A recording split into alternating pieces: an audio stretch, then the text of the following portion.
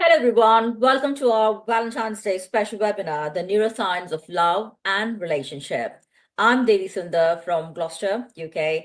I'm the founder of Teletherapies and mind body consultant, practicing integrative therapies and complementary medicine. I'm so excited to guide you through this fascinating exploration of how our brain shapes the way we love, connect, and maintain relationships. First, I want to thank people joined this morning, Saturday morning, for the session and spending your valuable time to looking forward for valuable insights. And I promise I wouldn't disappoint you. To kick things off, let's start with a quick interactive moment. For the next 30 seconds, I'd love you to take a moment and think, what's the first word that comes to your mind when you think of love? And is love innate or learned? And your timer is starting now.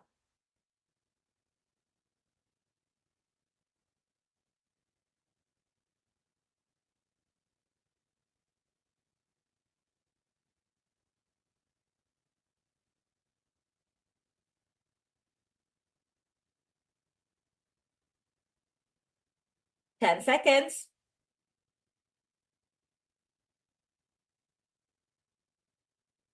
4, 3, 2, and 1. Great.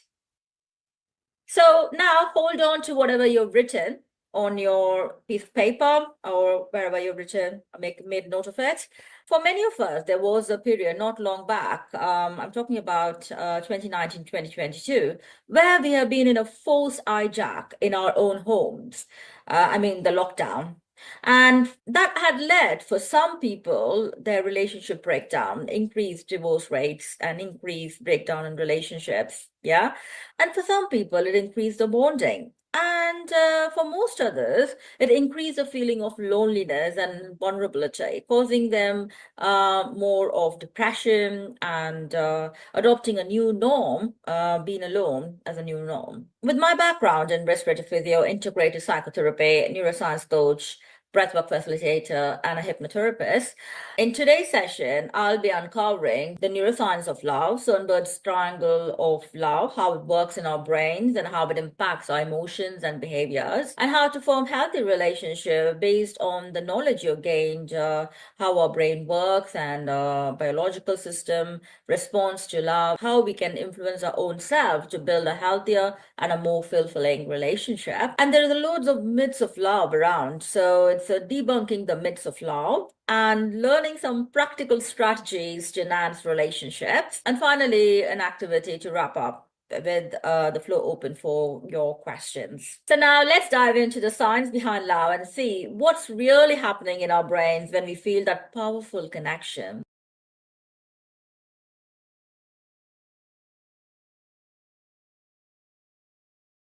Let's start by defining love. According to the psychological research in 1985, Sternberg's triangular theory of love reveals that there is three key components of love: intimacy, passion, and commitment.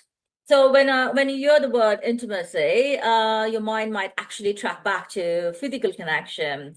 If I say that's not what it means, it is more than that. It is about the closeness and emotional intimacy, trusting someone to share your emotional feelings. Yeah, and that's an emotional aspect of love, and it involves warmth, trust, and deep sense of understanding of other person from their shoes. Intimacy is about sharing personal thoughts, being vulnerable with one another, and feeling emotionally safe. That's what intimacy is. A practical example of intimacy is, imagine you're going through a challenging time at work. A partner who demonstrates intimacy would listen attentively, express empathy, and share their thoughts to make you feel understood and supported. They might say, I can see this is really stressing you out. I'm here to help you however I can. Intimacy also involves sharing dreams, fears, and personal goals with your partner. You might discuss your hopes for the future or your past experiences, knowing that your partner will be supportive and non-judgmental. And next is passion. Passion is an ingredient which is physical and emotional attraction. It is an intense feeling of desire and attraction that often fuels that romantic relationship. It is more so of physical attraction, sexual desire, and emotional excitement. Passion often starts strong in new relationships, but can evolve into something deeper over time. An example can be when you first meet someone, you may feel an overwhelming sense of chemistry. You might think about them constantly and feel excited by the idea of spending time together. This is passion at its peak, the early stage of infatuation and intense attraction. Passion doesn't always have to be sexual. Even simple gestures like holding hands, kissing, or hugging can rekindle that feelings of desire. Sharing new experiences such as traveling together or trying new activities can reignite that excitement and bring back the sense of adventure in long-term relationships. And the third ingredient is the commitment. Commitment is a cognitive decision to maintain a relationship over time. It involves determination to stay together, work through challenges, and prioritize each other's well-being. Commitment is what keeps a relationship strong, even when passion may fluctuate or intimacy needs time to grow. A practical example can be after a disagreement, one partner may choose to take responsibility and seek reconciliation, showing that they are committed to resolving the issue rather than letting it fester. They may say, I don't want us to go to bed angry. Let's talk about this and work through it together. Another example can be like when faced with external challenges such as moving to a new city for a job, committed partners may support each other's decision and work together to find a solution that benefits both people. They recognize that their long-term goals are intertwined and stay dedicated to making their relationship work. And according to Sternberg, these three components, intimacy, passion, and commitment, combine in various ways to form different types of love, and he gives out 8 types of love here. The first one is non-love. That is the absence of all these three components, that intimacy, passion, or commitment. Examples of those are like a relationship between an instructor and a student. Okay, there is no intimacy, passion, or commitment between them. Another example can be a work colleague or a casual relationship. So that is a non-love, where there is absence of the three components, intimacy, passion, and commitment. The second one is liking, intimacy only. You feel close to someone, but there is a little passion or commitment.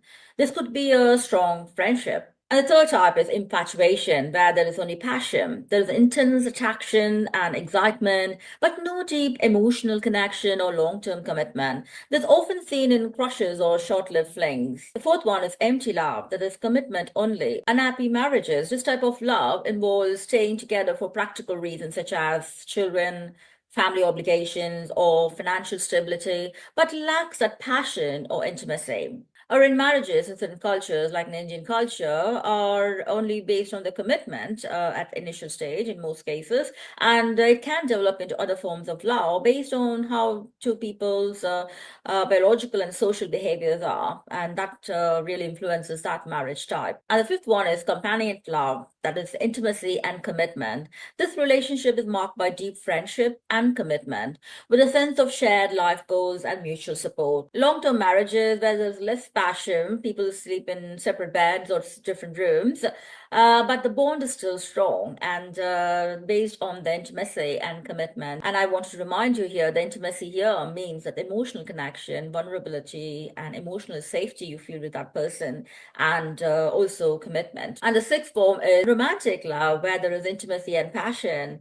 This combination often describes a relationship that is emotionally fulfilling and physically exciting and may lack that long-term commitment or stability. And the seventh one is fatuous love. That is where the passion and commitment is there, that runs off and gets married. This is an example where it's a love at first sight and people decide to commit to each other.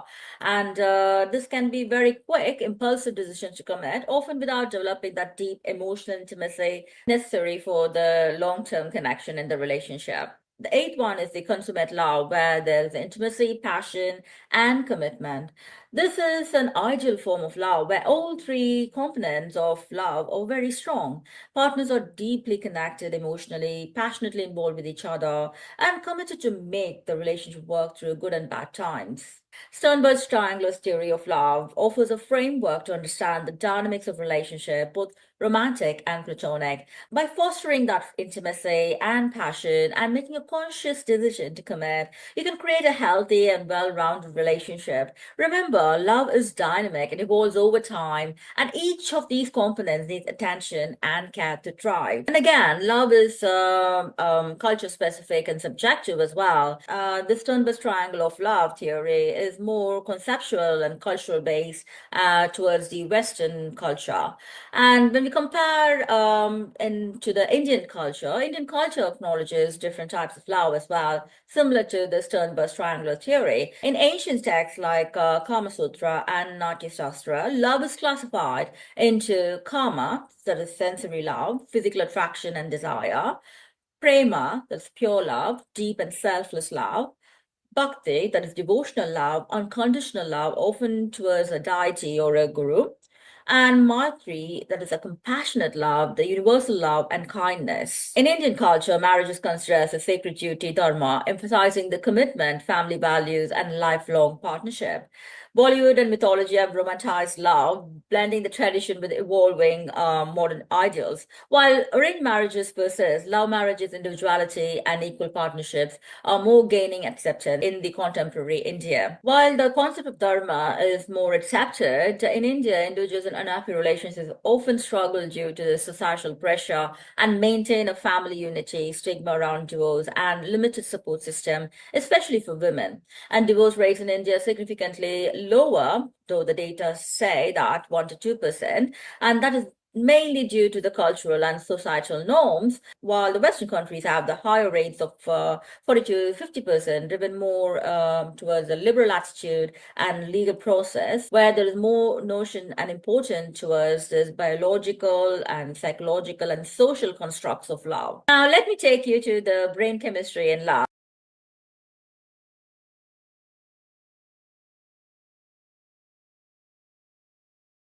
So, what exactly happens inside our brain when we experience love?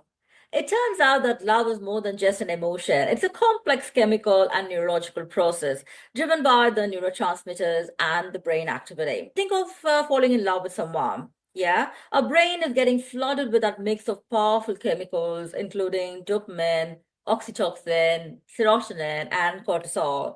These chemicals play a key role throughout the different stages of love. Primarily, there are three stages of love, which I'm going to take you through. The first stage is lust phase, that is the initial phase, where sex drive and attraction are at this peak, which lasts from a couple of weeks to months. And it is basically, as you can understand, lust is all about the sex drive.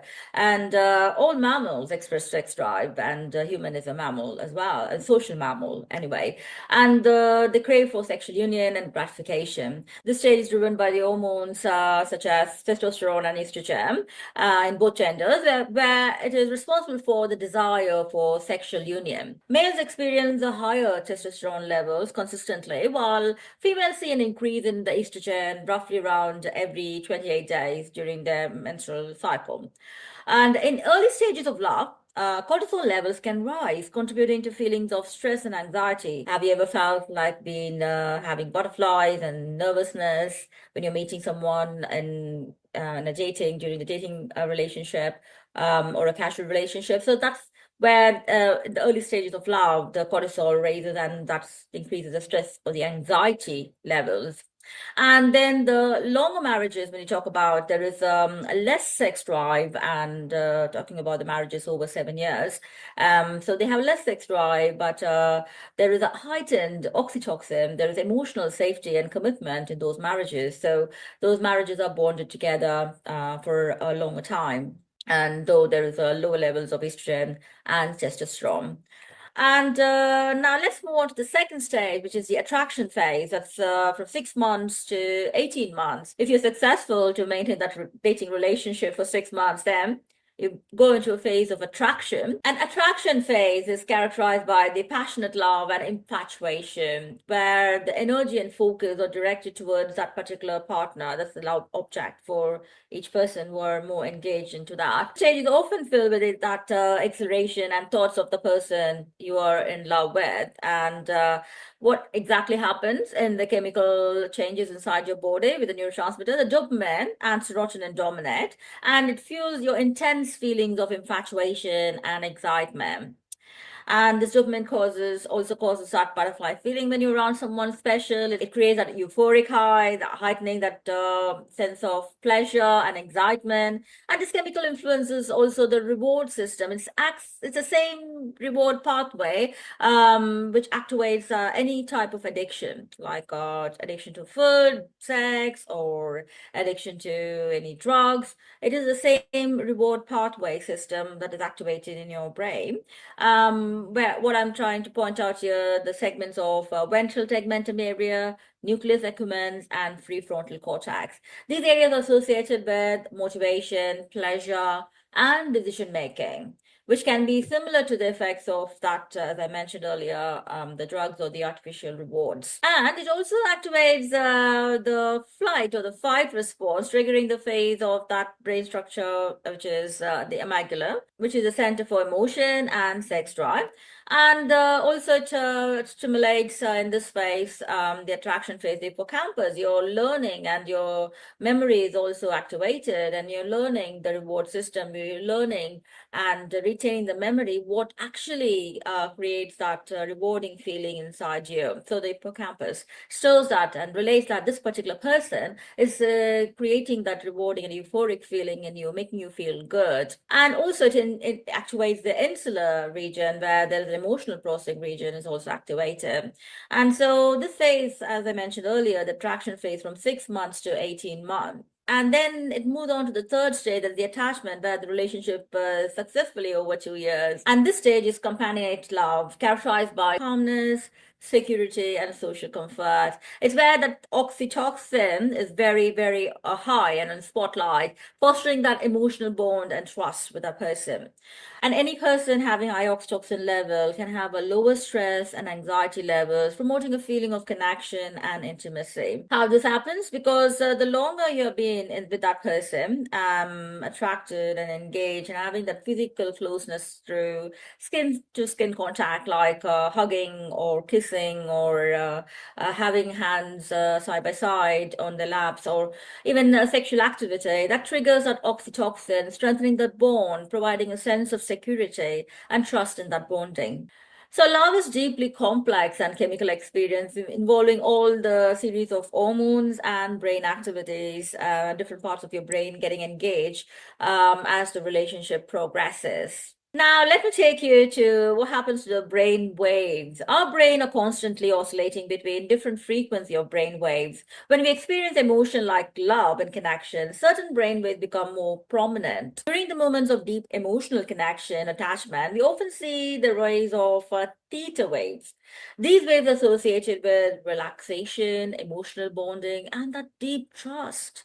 In moments of excitement or physical attraction, beta waves become more active as your brain is alert and focused on that moment. Finally, when we feel that safe and bonded, comforting relationship, the delta waves are actually activated. That's the slowest brain wave that become more prevalent, promoting that deep emotional attachment and calming effects in the brain. These shifts in the brain waves helps us to process that complexity of emotion that comes with love. Why has love evolved this way? From an evolutionary perspective, love helps to ensure survival. It promotes bonding, encourages that cooperation, and provides a stable environment for raising that offspring. Love isn't just about heart, it is a strategy hardwired into our biology.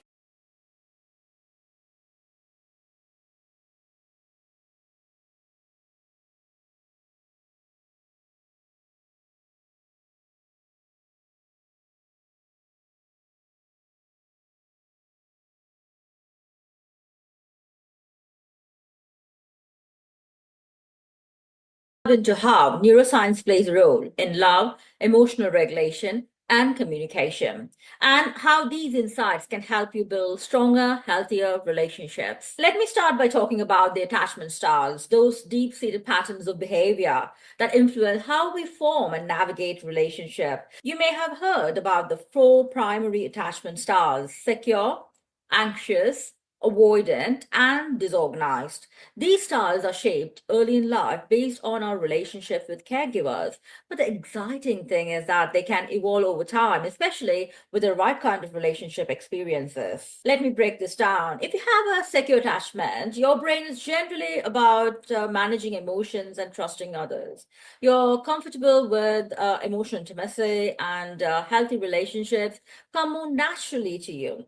And you might be the first person to bounce back after a disagreement and apologizing to your partner. You find that in secure relationship, love feels calm, trusting, and balanced. For those with anxious attachment, the brain is often tuned to fear abandonment. This can make the relationship feel like uncertain or unstable, as you're constantly worrying about your partner's feeling towards you. But here's the good news. Through positive, consistent experience in relationship, you can retrain your brain to build that trust and feel more secure. If you identify with an avoidant attachment style, your brain might lean towards emotional independence. You may find it difficult to trust others or open up emotionally. However, when you're in relationship with a partner who is patient, supportive, and understanding, you can gradually learn to connect on a deeper level. Lastly, people with disorganized attachment style often experience that conflicting emotions around intimacy, wanting that closeness, but also pushing away people due to past traumas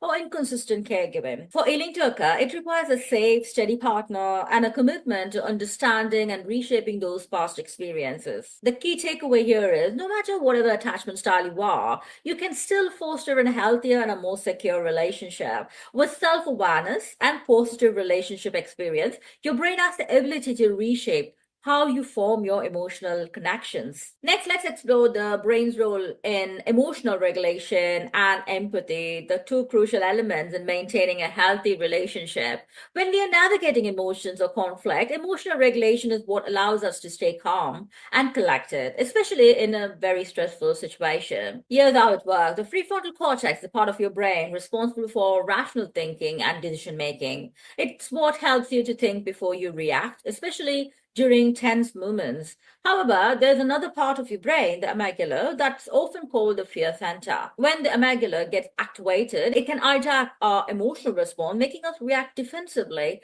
or with anger, even when it's not warranted. So, how do we counteract this? It's through empathy. When we engage in empathy, our brain activates that mirror neurons, which helps us to understand and feel the emotion of others. By practicing empathy, we are able to connect that stronger emotional bond with those we care about because we are more likely to respond compassionately instead of defensively. In short, empathy helps us to manage our emotional reactions and in doing so strengthens the connection with others. This is especially important during the challenging times in our relationships. Finally, let's dive into that communication and conflict resolution.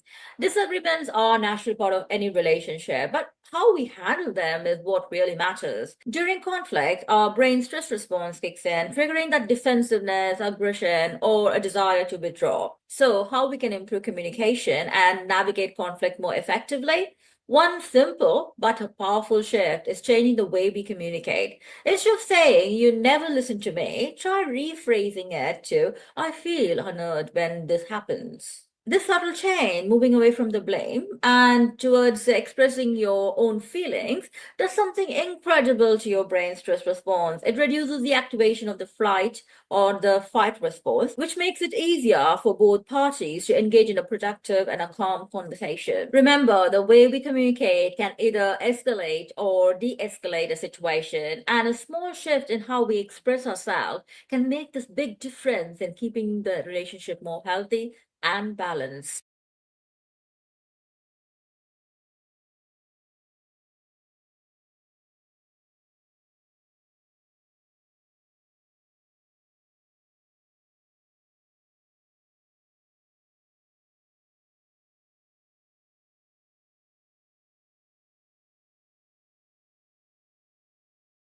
Now, let's tackle some popular myths about love and relationships, starting with one of the most persistent ideas, soulmates. This idea suggests that there is one perfect person out there and that you must find them for true love to happen.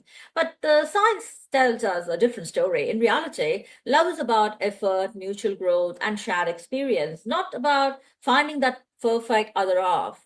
And your brain, with its neuroplasticity, is constantly evolving, and the love is built through communication, trust, and shared moments. And the other myth, myth number two, is opposite attracts. While it's true that differences can create that excitement, research shows that compatibility is more for a long-term success. Love isn't just about chemistry, it's about shared values, goals, and emotional regulation. Myth number three, love is purely instinctive. While there is certainly a biological drive behind attraction, long-lasting love is a conscious choice. It's not just about feeling that love, but about choosing love every day through small actions, empathy, and connection. Neuroscience confirmed that intentional effort, rather than just fate or instinct, keeps relationships stronger over time. Now, you might have an important question: is love innate or learned? Love is both innate and learned, a complex interplay between biology, psychology, and social influences.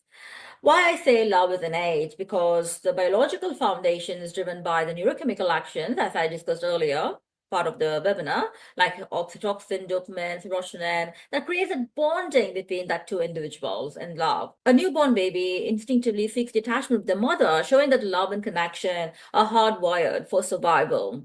Love is also learned. While the capacity for love is also innate, how we express, receive, and understand love is shaped by our culture, upbringing, and personal experiences. Social norms, family interactions, and life experiences influence attachment style and the ways of loving. In essence, we are all born with the capacity to love, but the way we express and experience love is shaped by our environment, relationship, and personal growth.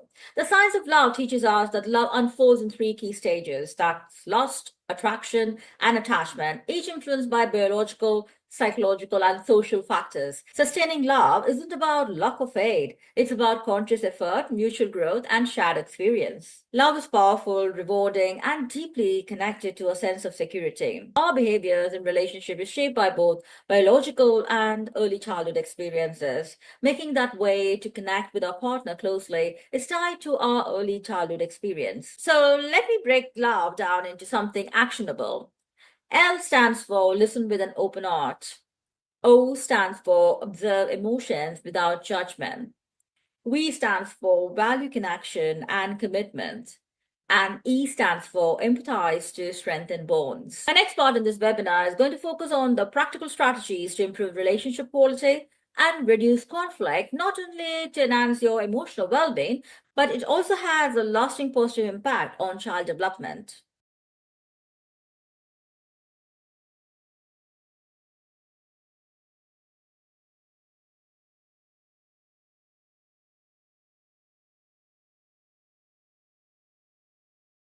In this section, I'm diving into practical science-based strategies to strengthen relationships.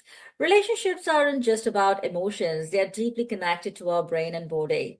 Stress from conflict can raise the cortisol levels, affecting our mood, health, and connection with others. But the good news is we can train our brain to build stronger, healthier relationships. Let's explore how using these four powerful frameworks, BRECA, IWAVE, SAPP, and ITEM, and build a strong, healthier relationship. So going into the first tool, BRECA, breathe, recognize, express, connect, act.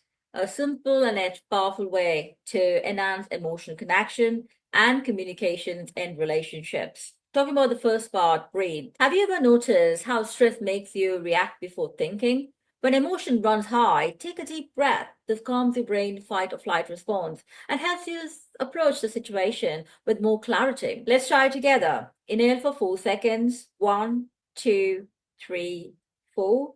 Hold for 7. 1, 2, 3, 4, 5, 6, and 7. And exhale for 8. 1, 2, 3, 4, 5, 6, 7, 8. Now, feel your body relax as your mind clears. A calm brain leads to a better conversation. So try this out next time if you're in any stressful situation. The next letter R stands for recognize. which means recognizing emotions in the moment can prevent unnecessary conflict.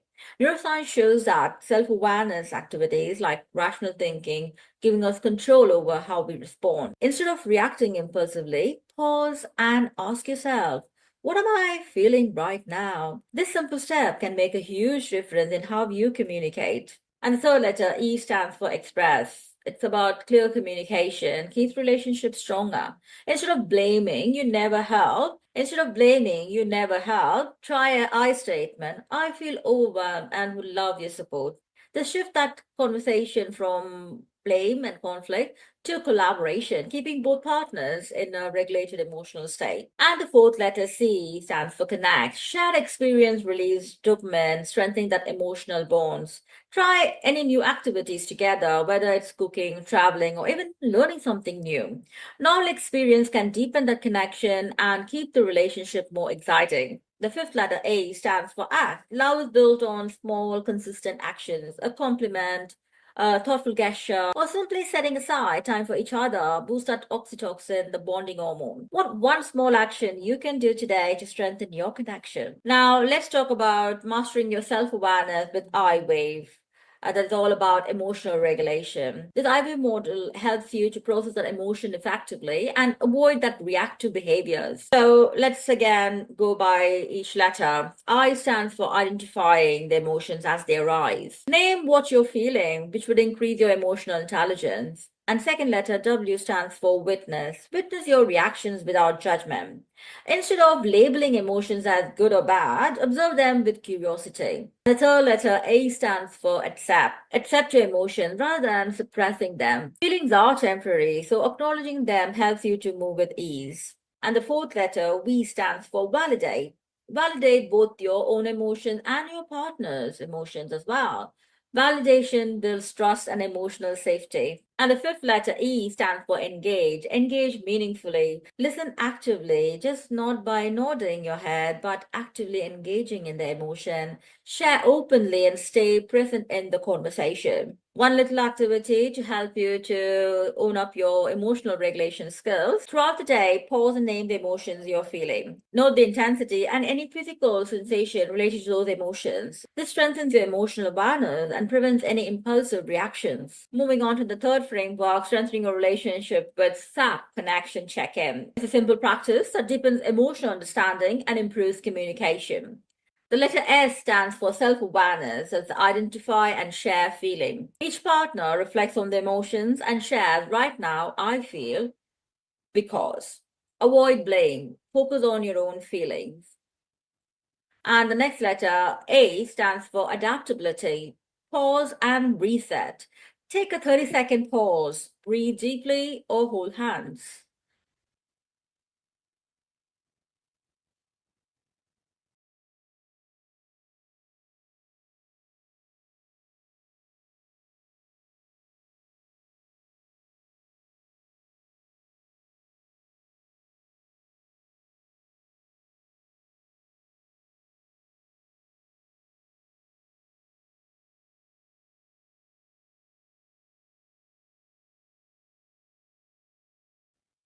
Each partner shares one small adjustment they can make. Example, I'll listen more before responding.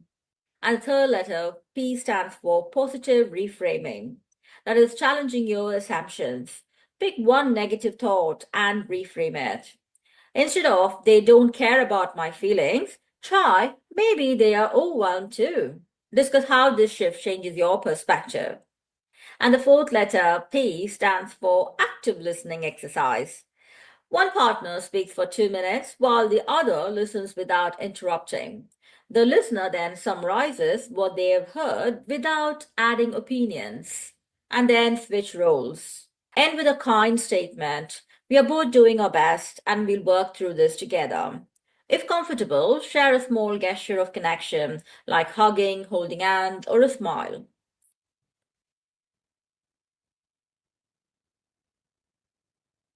Finally, let's explore the final framework item, a mindful connection ritual for couples to maintain emotional intimacy.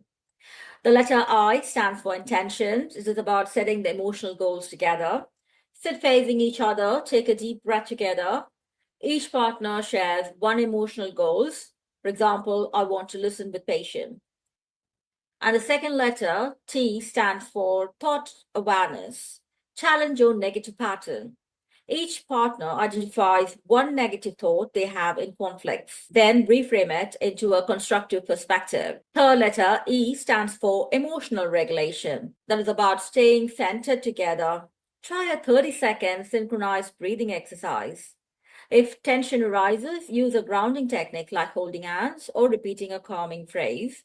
We are a team. And the fourth letter, M, stands for mindful connection. It's about deep listening exercise. One partner speaks while the other listens without interrupting. The listener reflects back, what I hear you saying is, and then switch roles. I would encourage ending this activity with a gratitude towards your partner. Each partner shares one thing they appreciate about each other. Optional is sealing the moment with some hug or kiss or a smile or an affectionate gesture. Now it's time for practical takeaways for relationship growth for couples.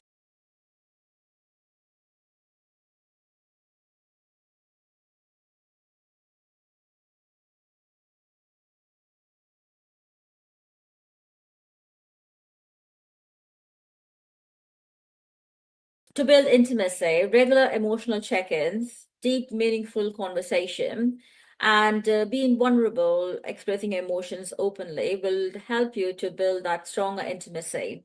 And to nurture passion, keep physical affection alive, create that new experiences together, and communicate openly about emotional and physical needs. Finally, to strengthen connection, invest in shared goals and dreams, prioritize the relationship even during busy times, support each other's personal growth. A great way to keep your relationship strong is to schedule a regular relationship check-in. Ask each other what you need emotionally.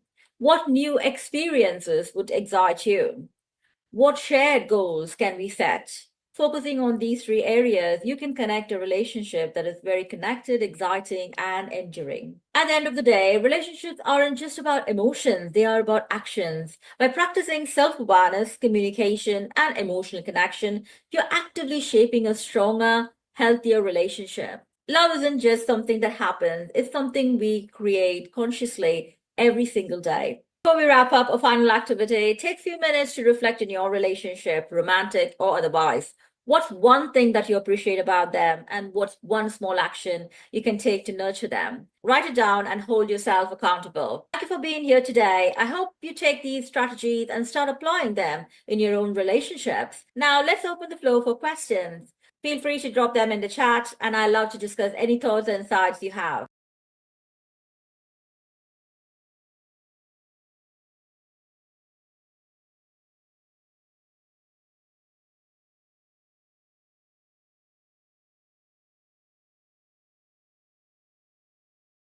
While I'm waiting for the questions, I'm going to address few common questions that can pop up in this session. The first one is, how can we recognize if we are in a secure attachment style, and how can we shift to it if we are not?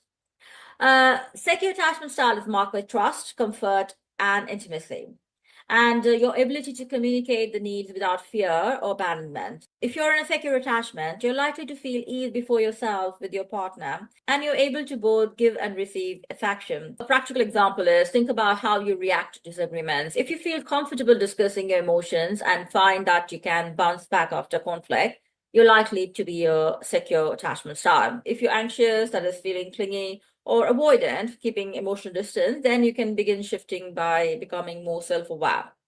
Practice asking for reassurance in healthy ways, like saying, I'm feeling anxious and would appreciate some comfort, or letting yourself be vulnerable. Take baby steps in letting down the emotional wall. Try small moments of physical affection or sharing thoughts with your partner to cultivate that connection. The next question is, how can we rebuild trust after a conflict? Rebuilding trust takes time and consistent effort. Neuroscience shows that oxytocin, that is the trust hormone, is critical here.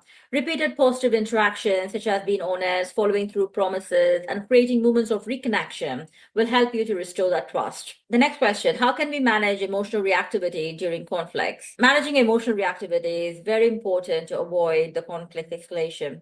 Study shows that practicing mindfulness can reduce emotional reactivity by activating that prefrontal cortex, which is responsible for regulating the emotion. Techniques like deep breathing or taking a brief pause during your conflict situation or grounding exercise can help to activate that part of the brain, enable you to respond more thoughtfully rather than impulsively. The next question: how can we create lasting emotional intimacy after a difficult conversation? Creating a lasting emotional intimacy involves vulnerability and emotional safety.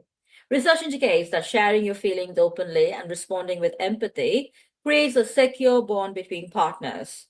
Expressing appreciation and understanding your partner's need fosters that closeness. Small, consistent acts of kindness, such as checking in each other's emotional states, giving that comforting gesture, strengthen the bond over time.